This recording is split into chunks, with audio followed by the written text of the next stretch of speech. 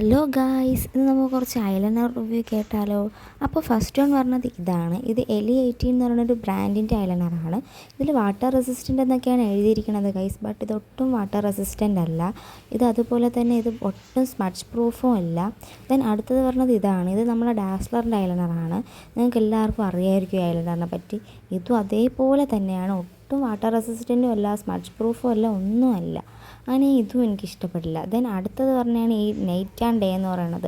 അതിലും water resistant എന്നൊക്കെയാണ് എഴുതിയിരിക്കുന്നത്, പക്ഷേ ഇതും ഒട്ടും വാട്ടർ റെസിസ്റ്റൻ്റ് അല്ല ഗൈസ്.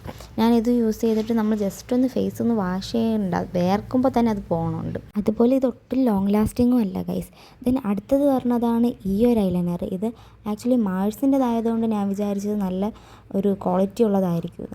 സംഭവം ഇത് വാട്ടർ പ്രൂഫും ആണ്, ലോങ് ലാസ്റ്റിംഗ് ഒക്കെ ഉണ്ടെങ്കിലും ഇതിൻ്റെ ബ്രഷ് വന്നിട്ട് ഭയങ്കര ഹാർഡ് ബ്രഷാണ്. നമുക്ക് ഇഷ്ടമുള്ളതുപോലെ ഒന്നും ഇത് യൂസ് ചെയ്യാൻ പറ്റില്ല ഗൈസ്.